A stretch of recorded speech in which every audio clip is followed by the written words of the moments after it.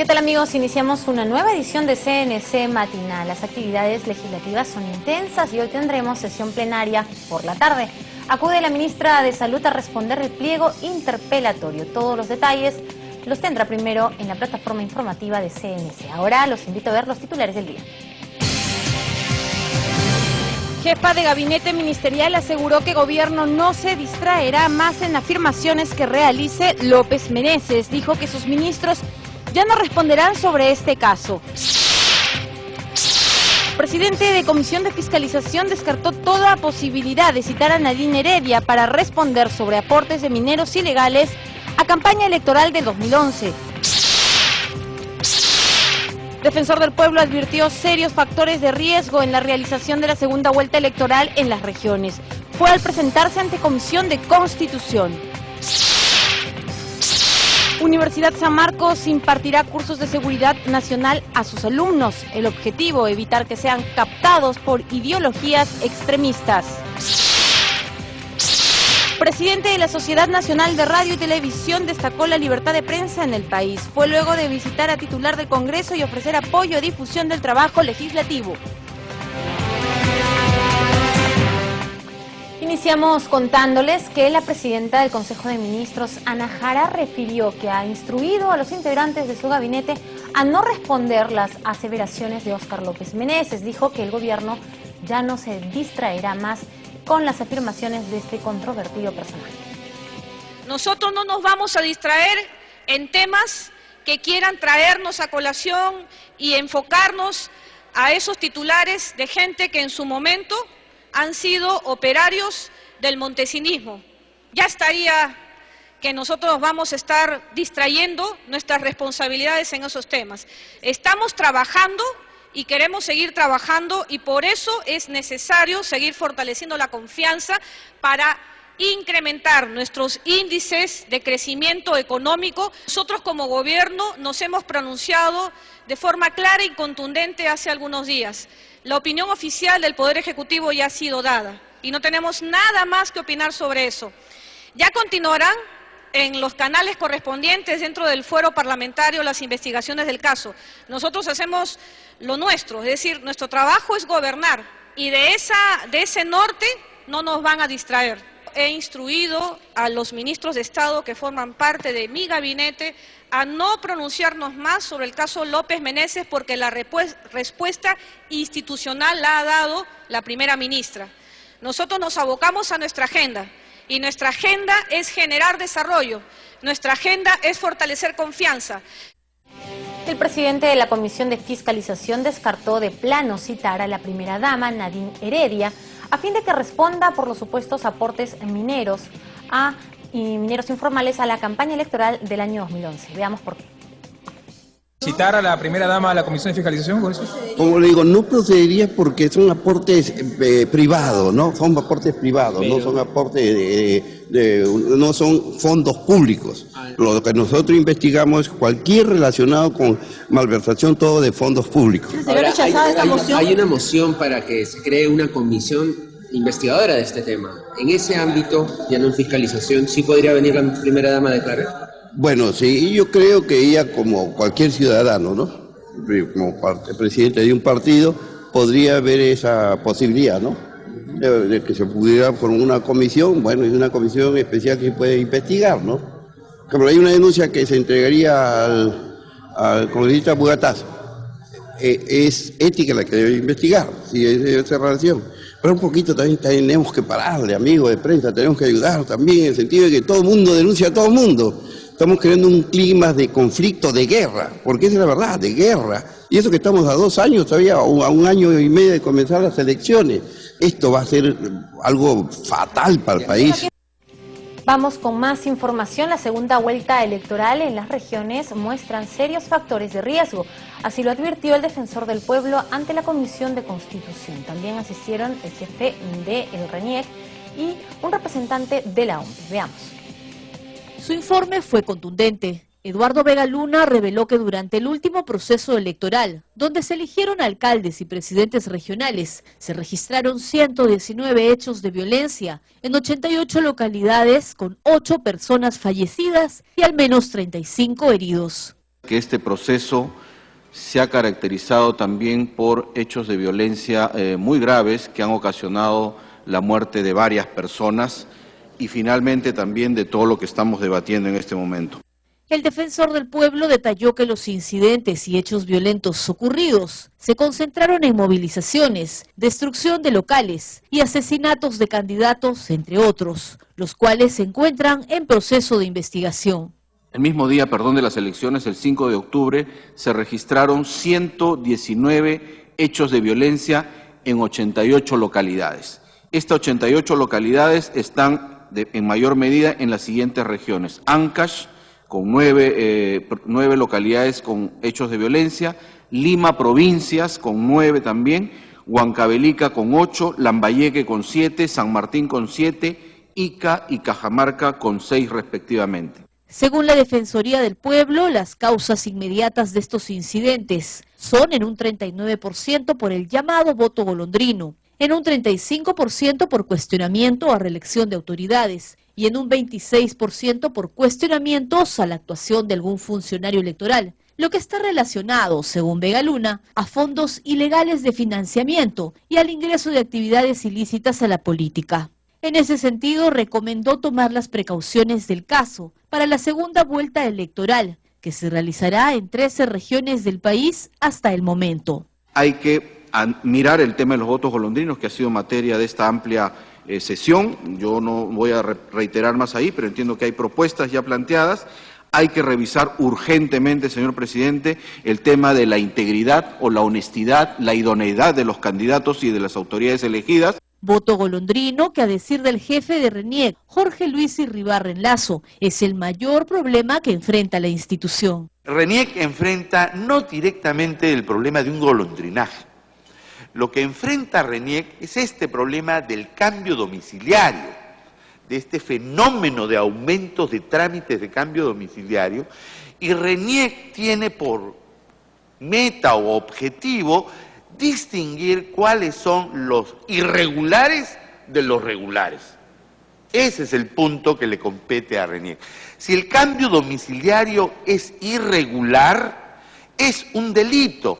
Por su parte, el gerente general de la OMPE, Gilbert Vallejos, informó que aún está por definirse la fecha de la segunda vuelta electoral, en coordinación con el Jurado Nacional de Elecciones, que se realizará antes de fin de año. Informó Perla Villanueva, Central de Noticias del Congreso. La Comisión de Transporte aprobó la iniciativa legislativa que propone el diseño y ejecución del Tren de la Costa. Este medio de transporte unirá varias regiones del interior del país. Tenemos la nota.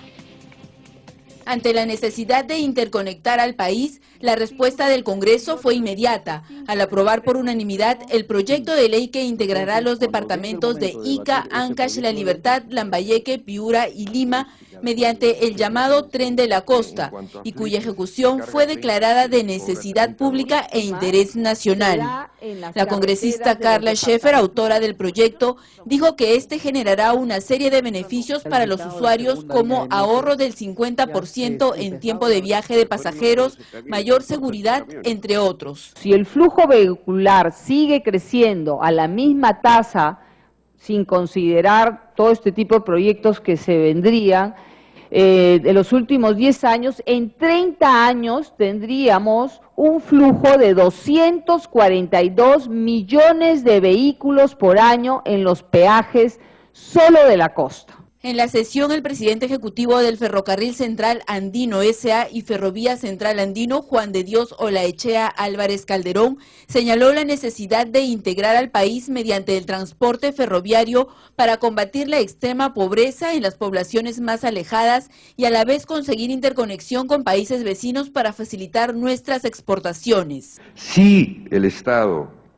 en vez de haber invertido, como ha invertido, inconscientemente en carreteras cuyo mantenimiento en el futuro son dudosos, hubiera invertido en ferrocarriles, podríamos hoy día ser testigos de que esos pasajes en bus de 60 soles hoy día estarían en 30 soles, que ese flete de camión en $30 hoy día estaría en $15. Este gobierno tiene un plan nacional ferroviario y están trabajando en ello, por eso que el túnel trasandino ya está culminando sus estudios de preinversión, ya está encaminado ese proyecto, igualmente el de San Juan de Marcona, Andahuaylas, ¿no?, que está en estudios a nivel de factibilidad, igualmente el ferrocarril norandino en estudios a nivel de perfil. Se informó que entre los proyectos pendientes a desarrollar en nuestro país están el ferrocarril transcontinental Perú-Brasil, que demandaría una inversión de 4.000 millones de dólares, el túnel trasandino por 400 millones de dólares, el ferrocarril Pasco-Pucallpa por 1.000 millones de dólares, el de cercanías Callao-Chosica, el norandino Bayóvar-Chiclayo-Cajamarca por 1.500 millones de dólares, entre otros. Informó Rocío Martínez, Central de Noticias del Congreso de la República. En otro ámbito de la información, la Universidad San Marcos dictará cursos de seguridad nacional a sus alumnos. El objetivo es evitar que sean captados por ideologías extremistas, y todo esto gracias a la firma de un convenio que se dio a conocer ante la Comisión de Defensa Nacional. Como parte de su labor en el sistema de seguridad y defensa nacional, el general del Ejército, Leonardo Longa, informó que se ha firmado un convenio con la Universidad San Marcos para introducir en la currícula el curso de seguridad nacional y capacitar a los alumnos para evitar las ideologías extremistas como la del Movadef, brazo legal de Sendero Luminoso. Vamos a capacitar también a los catedráticos y de igual manera ya hemos iniciado charlas con los alumnos de pregrado. ¿Por qué?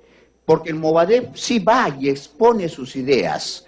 No se conoce la violencia que ha vivido el Perú desde los años 80, del 17 de mayo de 1980, que se inicia la lucha armada, hasta el 2000. Longa informó que uno de los planeamientos estratégicos de la institución es fomentar la participación activa de todos los poderes del Estado, organismos públicos y de la sociedad en conjunto para garantizar la seguridad nacional. Hemos elaborado en el presente año unos objetivos y unos lineamientos de políticas que van a servir para que todos los sectores, en especial el sector defensa, el sector relaciones exteriores y todos los involucrados en las amenazas no militares puedan realizar un planeamiento estratégico que permita asegurar lo que es la seguridad dentro de la sociedad peruana. Por su parte, el congresista Carlos Tubino señaló que se debe trabajar hacia un sistema de seguridad cooperativa en un mediano y largo plazo para el bienestar del país. Hoy día, la bomba atómica francesa no asusta ni alarma ni a España ni a Alemania. Entonces, ese es el camino que debemos seguir. Y justamente esta Secretaría de Defensa Nacional tiene hoy las facultades para avanzar en ese camino. Finalmente, Longa López pidió a los congresistas su apoyo para lograr una verdadera seguridad peruana, informó Roxana Mogollón, Central de Noticias del Congreso. La absoluta libertad de prensa que existe en el país fue resaltado por el presidente de la Sociedad Nacional de Radio y Televisión. Fue luego de realizar una visita protocolar a la titular del Parlamento, Ana María Solórzano. Veamos. En el Perú existe una amplia libertad de prensa y todos pueden dar fe de ello, señaló el presidente del directorio de la Sociedad Nacional de Radio y Televisión, Marcelo Cunio Loviano.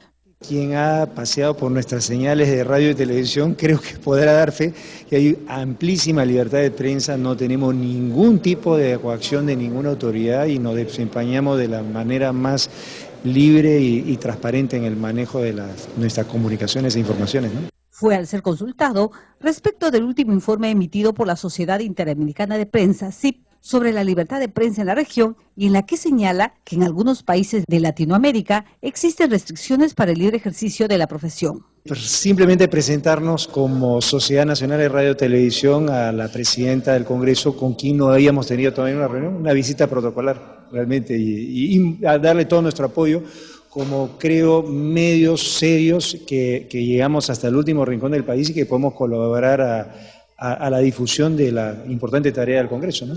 Previamente, la titular del Legislativo recibió al presidente de la Corte Superior de Justicia de Arequipa, José Francisco Carrión Romero, quien la invitó a inaugurar un evento internacional que se realizará en la Ciudad Blanca en el marco de los 30 años de vigencia del Código Civil. Y hemos venido a invitarla a la doctora Ana María Solórzano para que pueda inaugurar este importante evento. Queremos desde la jurisprudencia, desde nuestra práctica que realizamos los jueces y abogados, aportar a que nuestro Código Civil se actualice, se mejore por lo que surge de las sentencias. José Carrión Romero dijo que el evento, que es auspiciado por el Congreso de la República, se realizará en el Centro de Convenciones del Colegio de Abogados de Arequipa del 5 al 7 de diciembre y está dirigido a magistrados, profesionales y estudiantes de Derecho de todo el país. Informó Vilma Mondragón, Central de Noticias del Congreso.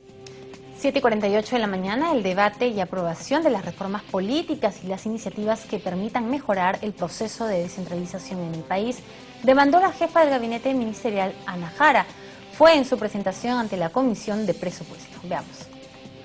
Al afirmar que el presupuesto de su sector tendrá un incremento del 10% más que el presente año fiscal, a fin de mejorar diversos programas y cumplir las metas trazadas por el Poder Ejecutivo, la premier Ana Jara invocó al Parlamento a aprobar las reformas electorales que ayuden a mejorar la elección de las autoridades regionales y mejorar el proceso de descentralización que el país requiere. Creemos que la elección de nuevas autoridades es una oportunidad para mejorar la capacidad de respuesta de estas nuevas autoridades. Sin embargo, también lo señalamos, que era necesario que el Congreso debata una reforma política que establezca mejores condiciones para que la elección, para las próximas elecciones de nuevas autoridades. La afirmación de la ministra fue luego de que los parlamentarios se mostraran preocupados por los diferentes casos de corrupción que se dan en diferentes gobiernos regionales y locales. Perfectamente, creo que todos hemos visto cómo se ha desbordado la corrupción, especialmente en los gobiernos regionales, los gobiernos locales, y qué estrategias estrictamente se están buscando para poder lograr, si no se puede dejar que esto avance, siquiera detenerlo, ¿no? La corrupción ha rebasado algunas situaciones y esferas, principalmente, y se ha enquistado en los gobiernos regionales, en los gobiernos locales, y lamentablemente pues hay que ser bastante cautelosos. Uno de los problemas todavía que tenemos en el país es el tema de corrupción, ¿no? Hay los rezagos que tenemos del tema de ANCAS de otras regiones está hoy día nuevamente preocupando a la población, preocupando a las instituciones. Necesitamos empoderar y mejorar y fortalecer todo lo que corresponde a la lucha contra la corrupción. Jara informó que hace unos días en el Comité de Alto Nivel Anticorrupción se aprobó el protocolo de intervención temprana en casos de corrupción. La lucha contra la corrupción. Esta es una prioridad de todas las instituciones, en particular respecto de la situación que enfrentan los gobiernos subnacionales. Y en ese sentido, hemos aprobado un protocolo de trabajo conjunto a nivel de gobiernos regionales, algo que nos permita una alerta preventiva cuando estemos frente a casos de corrupción, sobre todo que nos originaría conflictos sociales que intervengan de acuerdo a sus competencias, Poder Judicial, Ministerio Público, la Unidad de Inteligencia Financiera, la Contraloría General de la República. En otro momento, Jara dijo que con el presupuesto asignado de 1.790 millones de soles para el 2015, se mejorarán algunos sectores en beneficio de los peruanos, entre ellos el Cuerpo General de Bomberos Voluntarios, la Comisión Nacional para el Desarrollo y Vida Sin Drogas, DEVIDA, el Instituto Nacional de Defensa Civil, INDECI, el Instituto Nacional de Defensa de la Competencia y la Protección de la Propiedad Intelectual, INDECOPI, entre otros. El incremento de alrededor del 10% del presupuesto del 2015 del sector PCM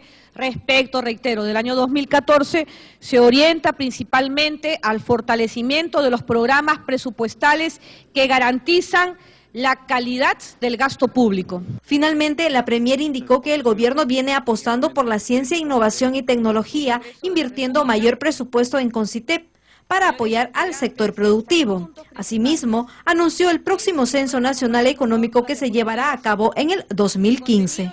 Mónica Paredes, Central de Noticias del Congreso. Hacemos la primera pausa en CNC Matinal, nos muevan, regresamos con más información. Los dejamos antes con la agenda legislativa.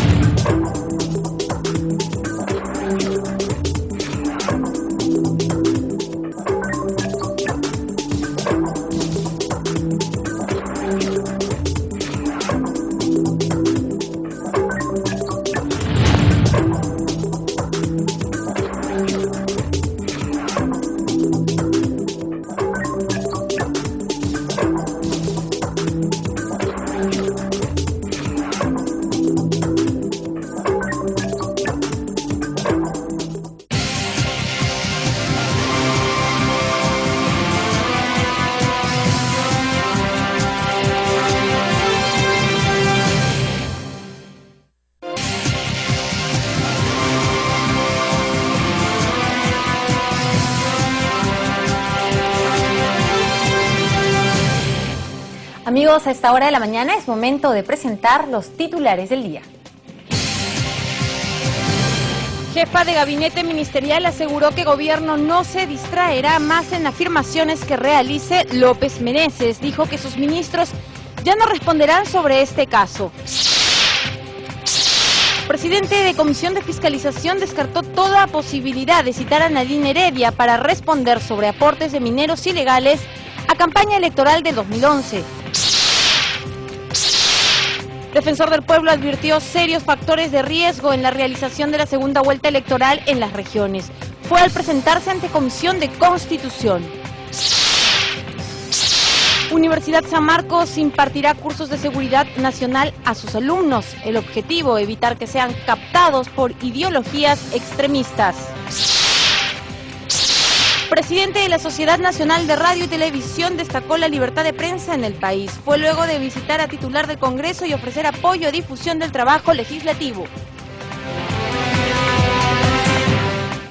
La presidenta del Consejo de Ministros, Ana Jara, refirió que ha instruido a los integrantes de su gabinete a no responder las aseveraciones de Óscar López Meneses. Dijo que el gobierno ya no se distraerá más con las afirmaciones de este controvertido personaje. Escuchemos. Nosotros no nos vamos a distraer en temas que quieran traernos a colación y enfocarnos a esos titulares de gente que en su momento han sido operarios del montesinismo.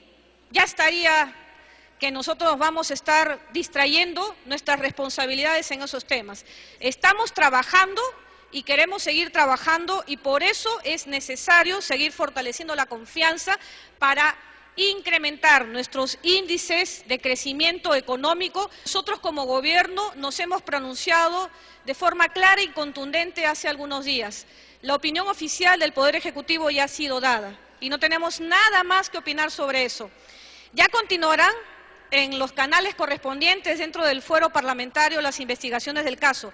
Nosotros hacemos lo nuestro, es decir, nuestro trabajo es gobernar y de ese norte no nos van a distraer. He instruido a los ministros de Estado que forman parte de mi gabinete a no pronunciarnos más sobre el caso López Meneses porque la respuesta institucional la ha dado la primera ministra.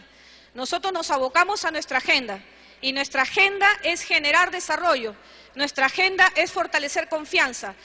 8:03 de la mañana, el presidente de la Comisión de Fiscalización descartó de plano citar a la primera dama, Nadine Heredia, a fin de que responda por los supuestos aportes de mineros informales a la campaña electoral del 2011. Veamos por qué.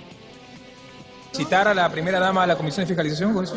Como le digo, no procedería porque son aportes privados, ¿no? Son aportes privados, pero no son aportes no son fondos públicos. Lo que nosotros investigamos es cualquier relacionado con malversación, todo de fondos públicos. Ahora, hay una moción para que se cree una comisión investigadora de este tema. En ese ámbito, ya no en fiscalización, ¿sí podría venir la primera dama a declarar? Bueno, sí, yo creo que ella, como cualquier ciudadano, ¿no?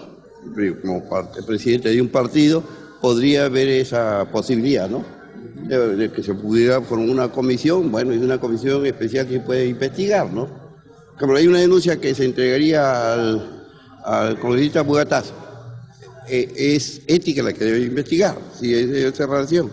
Pero un poquito también tenemos que pararle, amigos de prensa, tenemos que ayudar también en el sentido de que todo el mundo denuncia a todo el mundo. Estamos creando un clima de conflicto, de guerra, porque esa es la verdad, de guerra. Y eso que estamos a 2 años todavía, a 1 año y medio de comenzar las elecciones. Esto va a ser algo fatal para el país. Vamos con más información. La segunda vuelta electoral en las regiones muestran serios factores de riesgo. Así lo advirtió el defensor del pueblo ante la Comisión de Constitución. También asistieron el jefe de RENIEC y un representante de la OMPE. Veamos. Su informe fue contundente. Eduardo Vega Luna reveló que durante el último proceso electoral, donde se eligieron alcaldes y presidentes regionales, se registraron 119 hechos de violencia en 88 localidades con 8 personas fallecidas y al menos 35 heridos. Que este proceso se ha caracterizado también por hechos de violencia muy graves que han ocasionado la muerte de varias personas y finalmente también de todo lo que estamos debatiendo en este momento.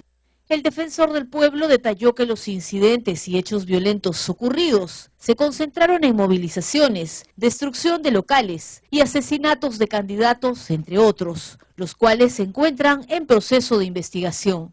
El mismo día, de las elecciones, el 5 de octubre, se registraron 119 hechos de violencia en 88 localidades. Estas 88 localidades están en mayor medida en las siguientes regiones: Ancash, con 9 localidades con hechos de violencia; Lima, provincias, con 9 también; Huancavelica con 8, Lambayeque con 7, San Martín con 7, Ica y Cajamarca con 6 respectivamente. Según la Defensoría del Pueblo, las causas inmediatas de estos incidentes son en un 39% por el llamado voto golondrino, en un 35% por cuestionamiento a reelección de autoridades y en un 26% por cuestionamientos a la actuación de algún funcionario electoral, lo que está relacionado, según Vega Luna, a fondos ilegales de financiamiento y al ingreso de actividades ilícitas a la política. En ese sentido, recomendó tomar las precauciones del caso para la segunda vuelta electoral, que se realizará en 13 regiones del país hasta el momento. Hay que mirar el tema de los votos golondrinos, que ha sido materia de esta amplia sesión. Yo no voy a reiterar más ahí, pero entiendo que hay propuestas ya planteadas. Hay que revisar urgentemente, señor presidente, el tema de la integridad o la honestidad, la idoneidad de los candidatos y de las autoridades elegidas. Voto golondrino que, a decir del jefe de RENIEC, Jorge Luis Irribarren Lazo, es el mayor problema que enfrenta la institución. RENIEC enfrenta no directamente el problema de un golondrinaje. Lo que enfrenta RENIEC es este problema del cambio domiciliario, de este fenómeno de aumentos de trámites de cambio domiciliario, y RENIEC tiene por meta o objetivo distinguir cuáles son los irregulares de los regulares. Ese es el punto que le compete a RENIEC. Si el cambio domiciliario es irregular, es un delito. Por su parte, el gerente general de la OMPE, Gilbert Vallejos, informó que aún está por definirse la fecha de la segunda vuelta electoral, en coordinación con el Jurado Nacional de Elecciones, que se realizará antes de fin de año. Informó Perla Villanueva, Central de Noticias del Congreso. El congresista Kenji Fujimori ha presentado una iniciativa legislativa que ha denominado retención infantil, la misma que busca implementar zonas de seguridad en los vehículos para menores de 0 a 12 años de edad. Veamos qué otros detalles tiene este proyecto en la entrevista del día.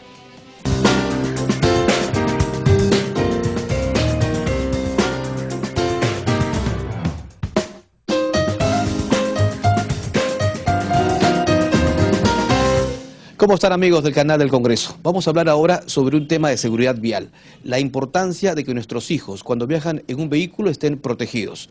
Sobre el particular, el congresista Kenji Fujimori Gucci ha presentado un importante proyecto de ley denominado de retención infantil. ¿Quién está con nosotros para hablar justamente en esta edición sobre el particular? Congresista, ¿cómo está? Bienvenido. ¿Qué tal, Ricardo? ¿Cómo estás?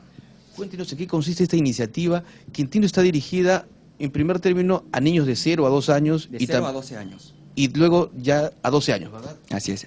Lo que busca el proyecto es implementar el sistema de retención infantil en todos los vehículos de uso particular donde vaya un niño. Correcto. Ahora, todos los vehículos en la actualidad cuentan con un, digamos, cinturón de seguridad tanto en la parte delantera como posterior. Claro. Por lo general, los pequeños van siempre en la parte posterior. Claro. Siempre los menores de edad, los niños, deben de ir en el asiento de atrás con su cinturón de seguridad. Pero lo que busca el sistema de retención infantil es utilizar estas sillas, a ver si lo pueden enfocar. Son unas sillas especiales donde se coloca al bebé para reducir los índices de lesiones graves y los índices de mortalidad en caso de accidente o maniobra peligrosa que vaya a hacer el vehículo. En el caso de los más pequeños, es decir, de 0 a 2 años, que es el que tiene usted frente a nosotros, la modalidad de la ubicación de la silla. A ver, el proyecto está dividido en 3 grupos. El grupo 0, que comprende a niños de 0 a 2 años, que son los más chiquitines. La silla va colocada al sentido inverso del movimiento del carro. A ver si lo pueden enfocar. Y el grupo 1, que comprende a niños de 2 a 4 años, el sistema de retención va colocado en el sentido de trayectoria del carro, en el sentido en la que va a avanzar el carro. Y los niños de 5, el grupo 2, los niños de 5 a 12 años tienen que ir obligatoriamente en el asiento de atrás con el cinturón de seguridad. Entonces, lo que se busca con esto es reducir el índice de lesiones graves y de mortalidad infantil en los niños. Tú imagínate, Ricardo, una persona de edad en un choque sale disparado automáticamente por el parabrisas. Ahora, ponte a pensar en un niño. Que es mucho más frágil. Que es mucho más frágil. O en otros casos, a veces por desconocimiento, por ignorancia, colocamos al niño en el asiento adelante y de repente un pequeño choque y hace que se active el airbag. El airbag, la fuerza del airbag, a veces termina matando al niño, le produce fracturas en el cráneo o en la columna vertebral. Entiendo que usted maneja algunas estadísticas, algunas cifras, congresista, que lo han llevado justamente a presentar esta importante iniciativa. En la estadística de acá, esta es estadística de accidentes. Desde el año 2003 al 2012, mira los menores de 18 años, cómo la estadística ha ido increciendo, de 7.000 a 10.000. Y las estadísticas de personas fallecidas, menores de 18 años, de 450 a 1.000. Entonces las estadísticas de accidentes está en aumento. Y lo que busca este proyecto de ley, obviamente, es acabar con estas estadísticas. Con esas cifras que son a veces un poco duras y que generan tanto dolor entre las familias. Congresista, ahora probablemente haya tenido también algún tipo de experiencia cercana, usted que lo ha hecho reflexionar en algún momento para este tipo de iniciativas. Por supuesto, yo he tenido un accidente en el año 2003, donde el carro se dio 3 a 5 vueltas de campana y lo que terminó protegiéndome fue el cinturón de seguridad. Entonces, nuevamente, lo que se busca con este proyecto de ley es enfocarse en la prevención, crear una cultura de prevención, pero en este caso de los bebés y los más niñitos. En la actualidad es obligatorio el uso del cinturón de seguridad, pero lamentablemente los peruanos lo utilizamos, quienes vamos sobre todo en los asientos delanteros, pero en la parte posterior lo olvidamos. Exacto, acá en el Perú, por cultura, usamos el cinturón de seguridad en la parte de adelante, pero en la parte de atrás no le damos la importancia del caso. Y yo te digo, el cinturón de seguridad más la silla de retención infantil te puede salvar la vida. Es de vida o muerte. ¿En qué situación se encuentra en la actualidad su proyecto de ley, congresista? ¿En qué comisión? Ya está listo para debatirse en el Pleno. Ha recibido opiniones favorables, tanto del Ministerio del Interior, Ministerio de Transportes y Ministerio de Salud.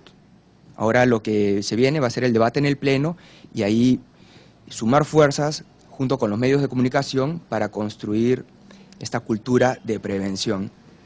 ¿Algún mensaje, congresista, a los padres que en muchos casos olvidamos ponerles el cinturón a nuestros hijos?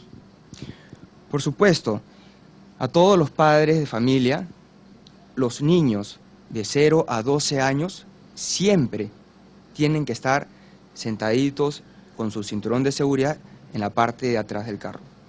Le agradezco muchísimo. Gracias, Ricardo. Muy amable. El congresista Kenji Fujimori, entonces, explicándonos de la necesidad que, como lo ha dicho él, se proteja a los niños cuando viajan en los vehículos, sobre todo colocándole el cinturón de seguridad como parte de este proyecto de ley que le ha presentado y que va a ser debatido en el Pleno respecto al sistema de retención infantil. Sigamos, como siempre, con la programación del canal del Congreso.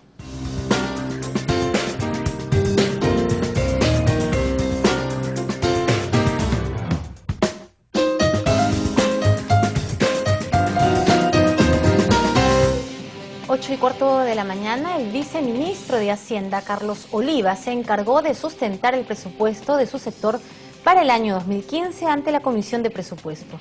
Anunció el aumento presupuestal para la ONP y la SUNAT. Veamos ¿Cómo sustentó estos incrementos? El próximo 2015 habrán en el país unos 80.000 jubilados más que en el 2014, por lo que se incrementará el presupuesto para este concepto, afirmó el viceministro de Hacienda, Carlos Oliva Neira, quien agregó que la partida para la Oficina de Normalización Previsional aumentará en cerca de 500 millones de soles, al pasar de 5.457 millones a 5.908 millones de soles. De igual modo, informó que 1.000 millones de soles se destinarán el próximo 2015 para la implementación del servicio civil en beneficio de los empleados públicos. Dentro de la política salarial probablemente el principal rubro sea la implementación de la ley del servicio civil, ¿no? Acá se está previendo una suma cercana a los 1.000 millones de soles para empezar a implementar la ley del servicio civil a partir del próximo año, lo cual, como se ha repetido muchas veces, involucra un aumento importante en los sueldos, en las remuneraciones, en las compensaciones de muchos servidores públicos. Además de la incorporación de los CAS a la planilla. En ese contexto, la presidenta del Consejo de Ministros, Ana Jara, dijo en la misma comisión que actualmente 74 instituciones públicas están en proceso de transición hacia esta ley. El viceministro de Hacienda manifestó que el presupuesto del Ministerio de Economía asciende a 18.000 millones de soles y que gran parte de ello está destinado para la deuda pública. El servicio de la deuda pública interna, por ejemplo, va a ser, a diferencia de lo que ha sido este año, va a ser ligeramente superior al servicio de la deuda pública externa. Esto está en línea, como les digo, con el vencimiento de un bono soberano que tenemos el próximo año. Y además responde a la política que tenemos en el Ministerio de preferir el endeudamiento en soles al endeudamiento en dólares, ¿no? Asimismo, indicó que el presupuesto global para la SUNAT se incrementará en 2.114.2 millones, según el presupuesto inicial de apertura del 2014 a 2.243 millones de soles para el 2015. Mónica Paredes, Central de Noticias del Congreso. Mejorar y ampliar la cobertura de los programas sociales serán los principales objetivos para el año 2015, así lo aseguró la ministra de Desarrollo e Inclusión Social en la Comisión de Pueblos Andinos.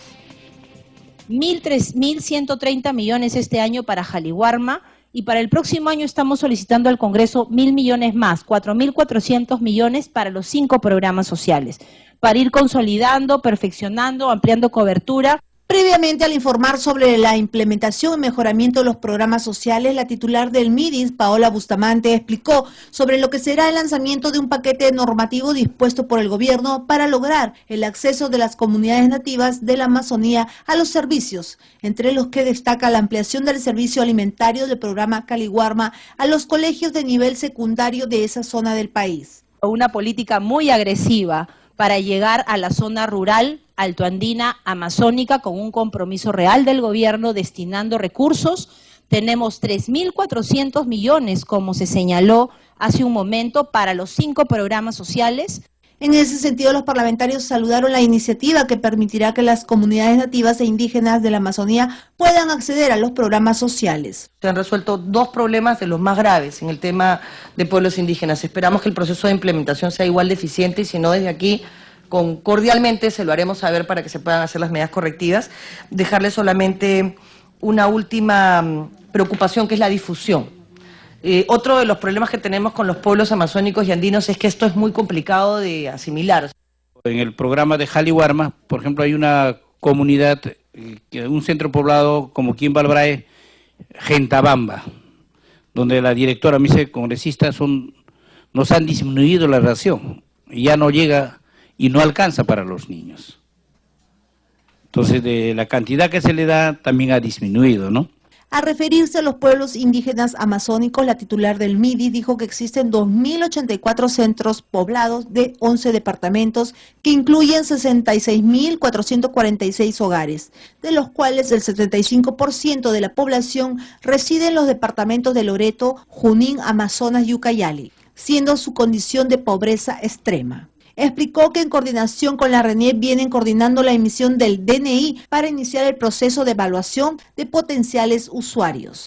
Para nosotros es sumamente importante cuando ustedes van en viaje de representación y toman nota de esos 15 abuelitos de pensión que no reciben pensión, o de Sandia, por ejemplo, que se ha mencionado, que nos hagan llegar esas listas con nombres, de tal manera que nosotros crucemos la información y ver qué está sucediendo. Y si además a ustedes les mencionan que hay personas que reciben y no deberían recibir, también háganosla llegar.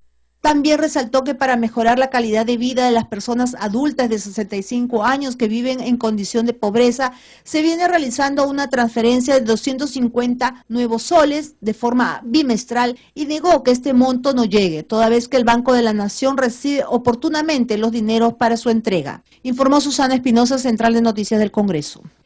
La iniciativa de convocar a una reunión interparlamentaria el próximo 8 de diciembre por el Congreso a fin de buscar soluciones a la problemática del medio ambiente fue saludado por el viceministro de Agricultura y el especialista en esos temas, Roger Rumril. Este es nuestro segmento, El Congreso y la COP20. Veamos.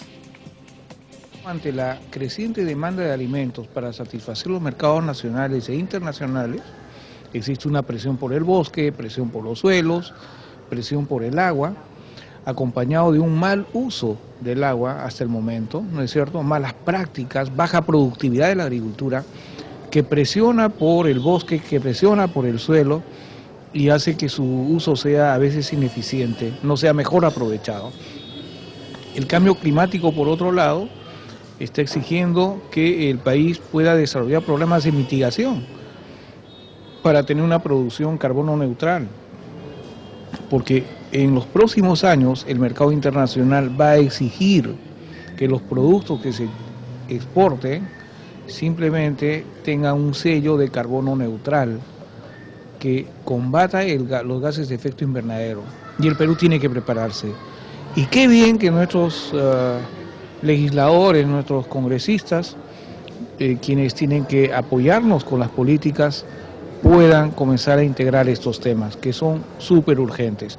Frente al cambio climático, el país necesita comenzar a legislar y hacer que la normatividad además permita que la inversión pública esté dirigida hacia trabajos de adaptación al cambio climático y trabajos de mitigación.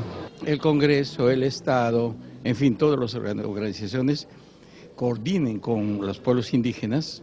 Estamos hablando de 1.250 comunidades indígenas que tienen un promedio de 20 millones de hectáreas de bosques, y 613 de esas comunidades no están tituladas. Es casi imposible iniciar un proceso de negociación del programa RED si antes esas comunidades no se titulan. Es una condición sine qua non. En consecuencia, el gobierno, bajo el impulso del Congreso, bajo una propuesta del Congreso, debería iniciar un proceso de negociación, un proceso de acuerdos, de diálogo, para que a fines de este año haya un programa de titulación que en lo posible abarque ya a todas las comunidades. Además, como ha dicho el ministro Pulgar Vidal, en la cumbre climática, en la reunión de Nueva York, el gobierno peruano firmó una carta de intención con Alemania y Noruega, y Noruega va a aportar $300 millones para titular comunidades sobre una superficie de 5 millones de hectáreas. Bien, tenemos ya la pregunta del día publicada en nuestra cuenta de Twitter. La Comisión de Justicia aprobó el proyecto de ley que sanciona de forma inmediata a funcionarios que hagan mal uso de bienes del Estado. ¿Qué opinan? Sus comentarios al hashtag Respuesta CNC. Bien, breve pausa en CNC Matinal. Volvemos con más información. Los dejamos antes con la agenda legislativa.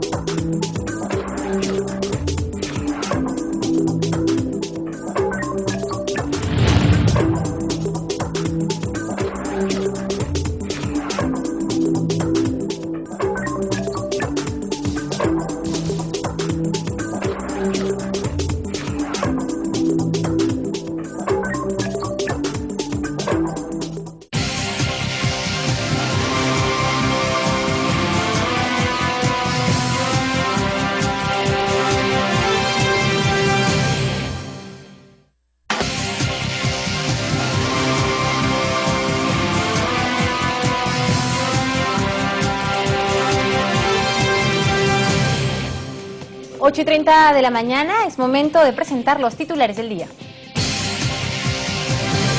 Jefa de gabinete ministerial aseguró que gobierno no se distraerá más en afirmaciones que realice López Meneses. Dijo que sus ministros ya no responderán sobre este caso. Presidente de Comisión de Fiscalización descartó toda posibilidad de citar a Nadine Heredia para responder sobre aportes de mineros ilegales a campaña electoral de 2011. Defensor del Pueblo advirtió serios factores de riesgo en la realización de la segunda vuelta electoral en las regiones. Fue al presentarse ante Comisión de Constitución. Universidad San Marcos impartirá cursos de seguridad nacional a sus alumnos. El objetivo, evitar que sean captados por ideologías extremistas. Presidente de la Sociedad Nacional de Radio y Televisión destacó la libertad de prensa en el país. Fue luego de visitar a titular del Congreso y ofrecer apoyo a difusión del trabajo legislativo. El decano del Colegio de Abogados de Lima, Mario Amoretti, se presentó ante la comisión que investiga al empresario Rodolfo Orellana. Informó sobre la situación jurídica del principal investigado y sus socios. Veamos.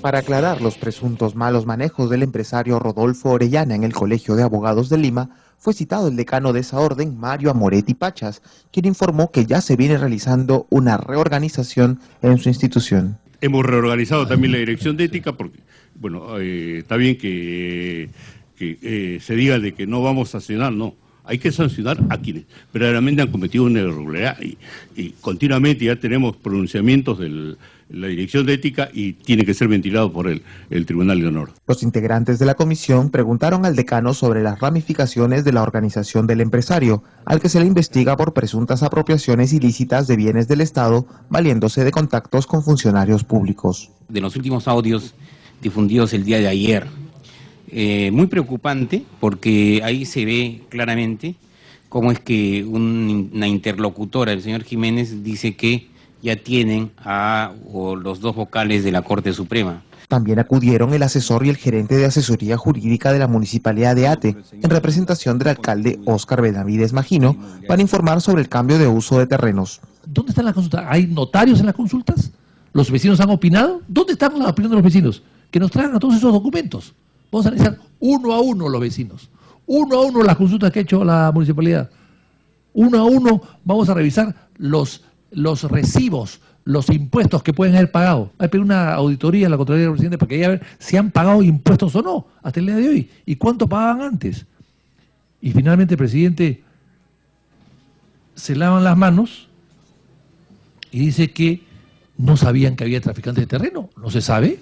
El presidente de la comisión, Vicente Ceballos, informó quiénes serán citados en las próximas semanas para continuar con la investigación, incluyendo a los padres del exministro de Economía, Luis Miguel Castilla. Se va a citar en primera instancia al Procurador Público Anticorrupción, Cristian Salas, para que nos informe cuál es el estado situacional y de avance que tienen sus investigaciones. ¿Cuándo debería venir el perdón? La próxima semana posiblemente, y después de esa presentación citar al propio presidente del Poder Judicial y al señor Fiscal de la Nación, también para que informen ante esta comisión cuál es el estado de avance o la situación de avance jurisdiccional que tienen la serie de denuncias que se vienen investigando ante ellos y obviamente como entidades del Estado cruzar información y alimentarnos mutuamente. Concluida la etapa de testimonios de testigos y agraviados, se iniciarán las citaciones a los directamente investigados, informó Jorge Álvarez, Central de Noticias del Congreso.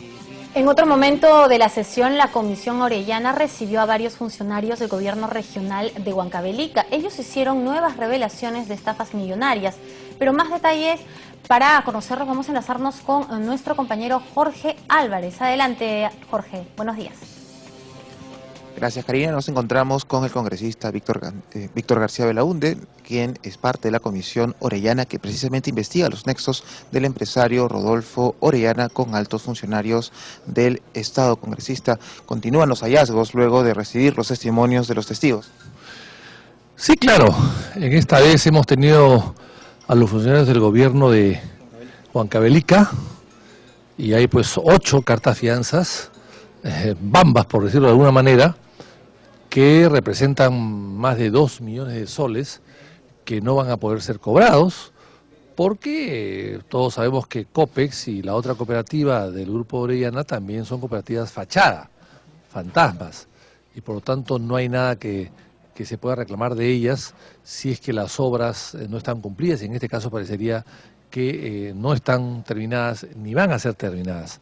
Así que yo creo que hay una grave responsabilidad del gobierno de Huancavelica, como hemos visto la vez pasada el gobierno regional de Lambayeque, y también hemos visto una fundación Valore, que es también de fachada, con 1.000 soles en caja bancos, han querido vender negocios e instrucciones y preparaciones a 60 oficiales del ejército en que caen por 600.000 soles, con la promesa de que iban a recibir de cooperantes de fuera 5 millones de euros. O sea, y el que firma es un peruano socio de la fundación, o sea, un contrato totalmente fraguado, absurdo.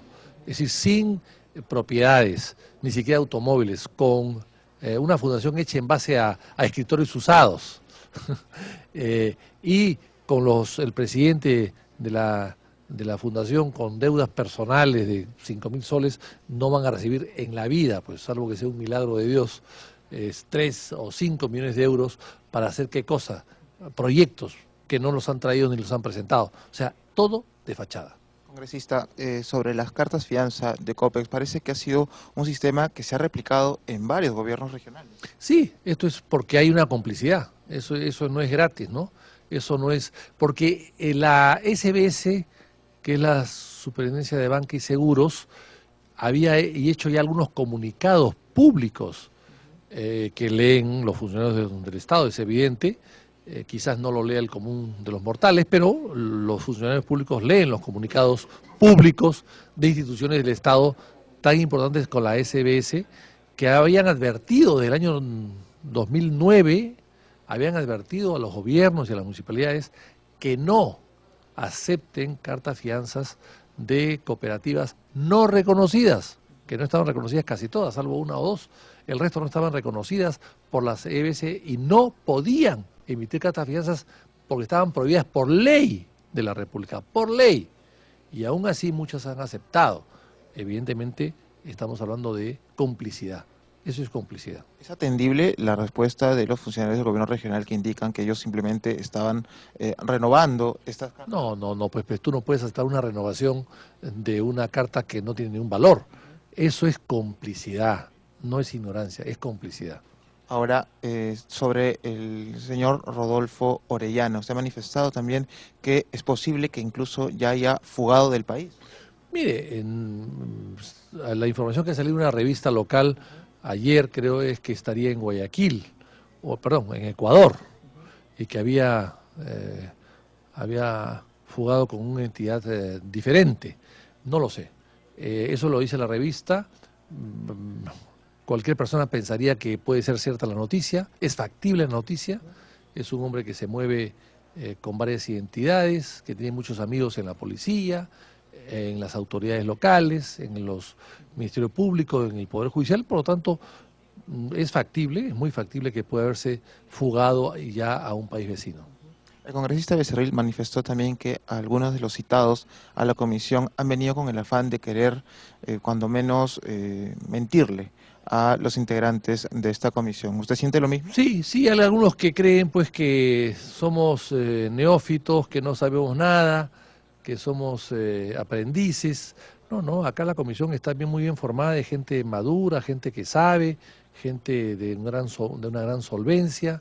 No creo que podamos ser engañados tan fácilmente por los que vienen aquí, que creen que somos casi unos inocentes e ignorantes. No, yo creo que no. Se está demostrando que sabemos lo que hacemos, sabemos lo que preguntamos, sabemos cómo está la situación, sabemos perfectamente bien cómo ha sido el mecanismo de apropiación de bienes, de estafas, de chantajes, de reglajes, de intervención en todo tipo de negocios, sucios casi todos, por supuesto. En fin, sabemos perfectamente bien por dónde ha actuado la mafia y sus redes inmensamente grandes de corrupción que llevan a todos los niveles. Así que es difícil que el dictamen final que esta comisión emita sea exculpatorio de las personas, muchas de ellas, que han pasado por esta comisión. ¿Lo sorprenden? ¿Lo siguen sorprendiendo los hallazgos? Todos los días hay una nueva sorpresa. Empezamos con muy poco y cada día descubrimos más métodos, más personas afectadas, en fin, esto es una caja de sorpresas y una película de suspenso que aún no termina. Finalmente, el congresista Ceballos, el presidente de la comisión, señaló que ya viene la etapa de citar a los directamente investigados. Esto evidentemente va a reforzar el trabajo que se ha hecho en las últimas semanas. Sí, claro, se está manejando muy bien las cosas el presidente de la comisión y está en un plan estructurado para tal.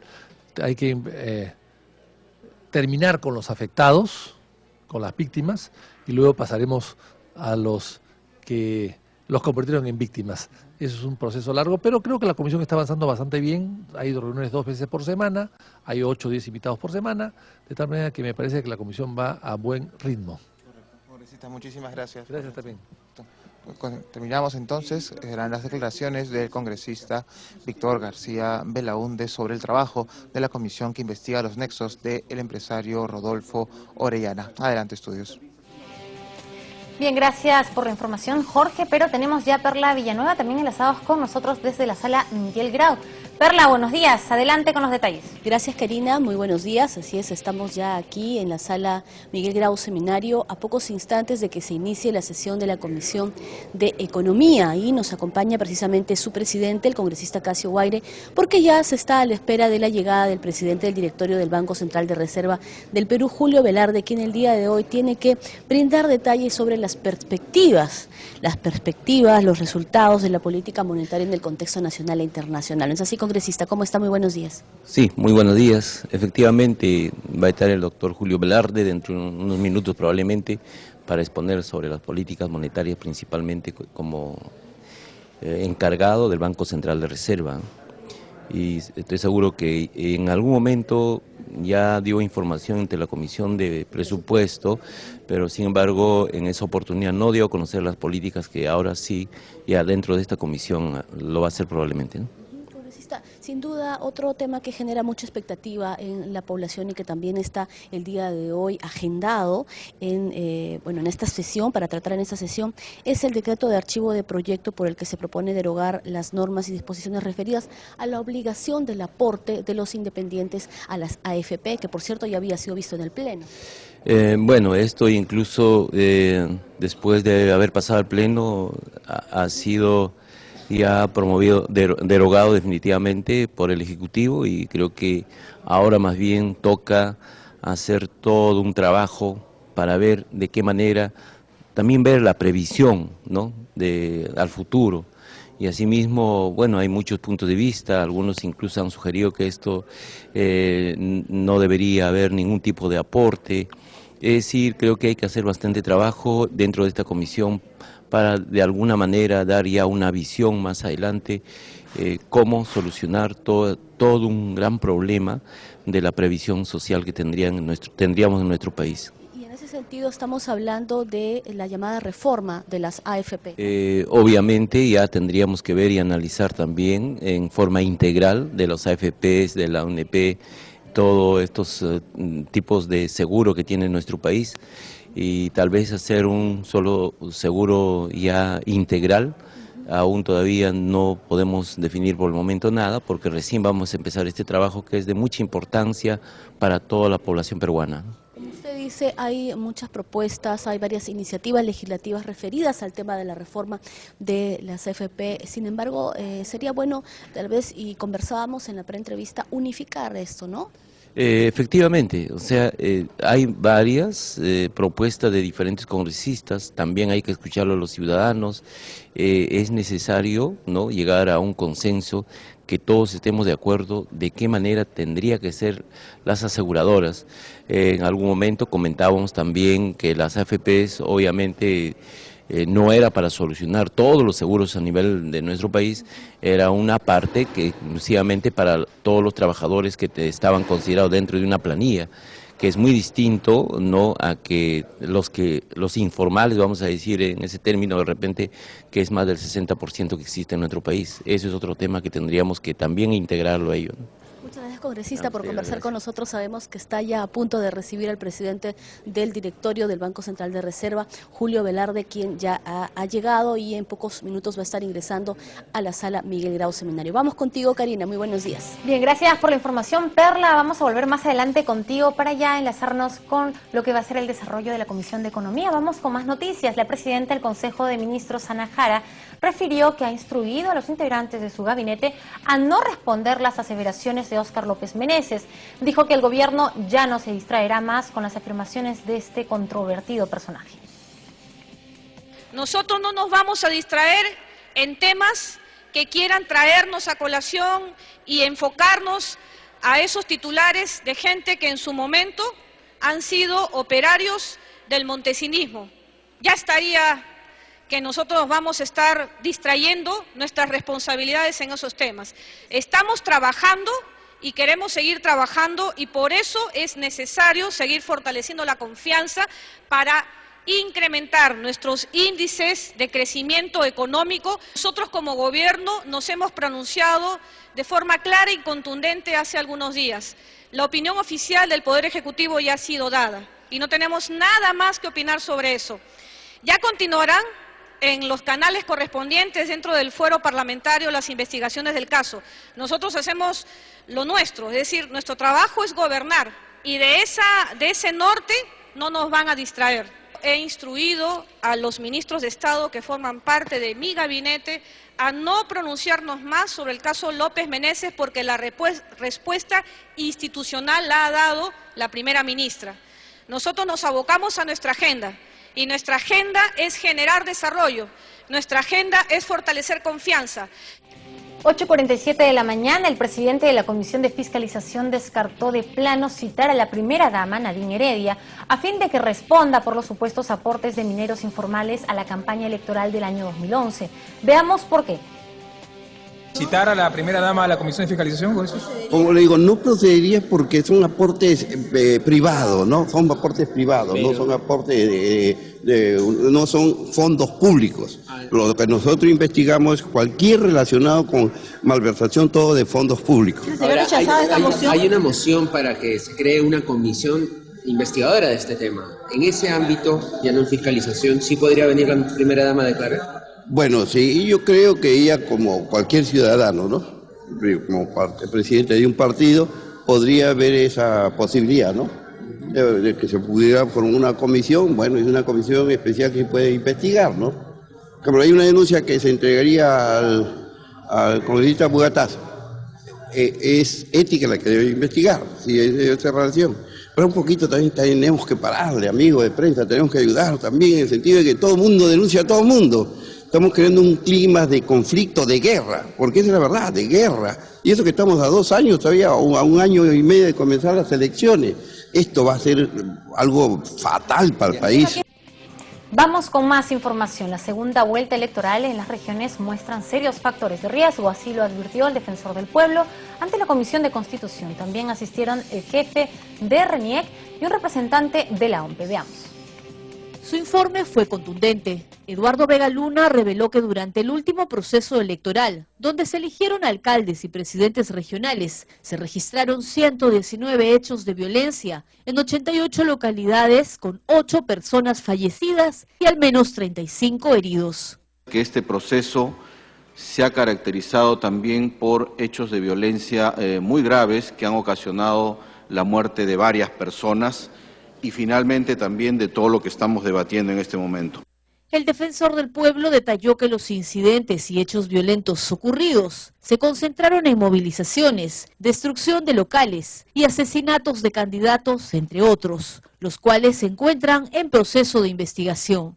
El mismo día, de las elecciones, el 5 de octubre, se registraron 119 hechos de violencia en 88 localidades.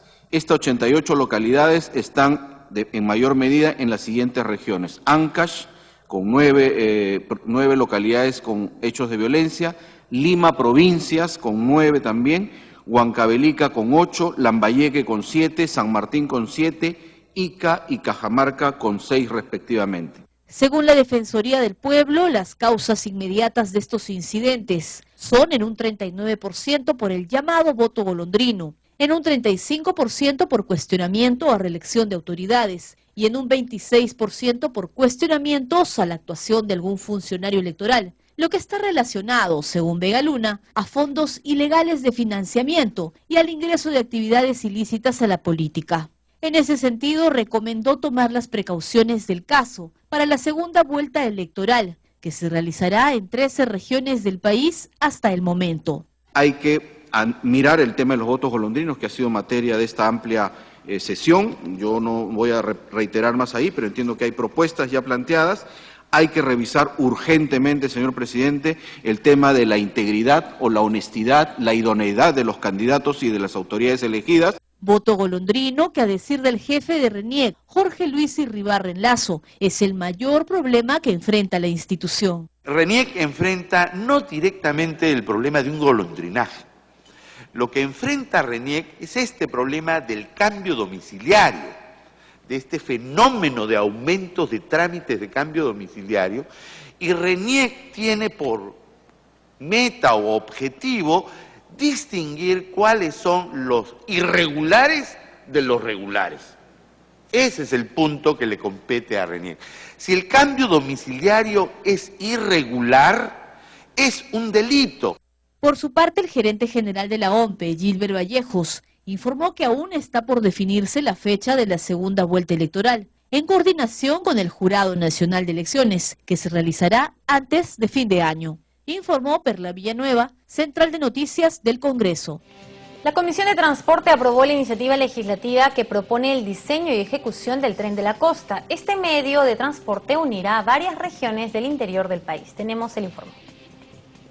Ante la necesidad de interconectar al país, la respuesta del Congreso fue inmediata, al aprobar por unanimidad el proyecto de ley que integrará los departamentos de Ica, Ancash, La Libertad, Lambayeque, Piura y Lima mediante el llamado Tren de la Costa, y cuya ejecución fue declarada de necesidad pública e interés nacional.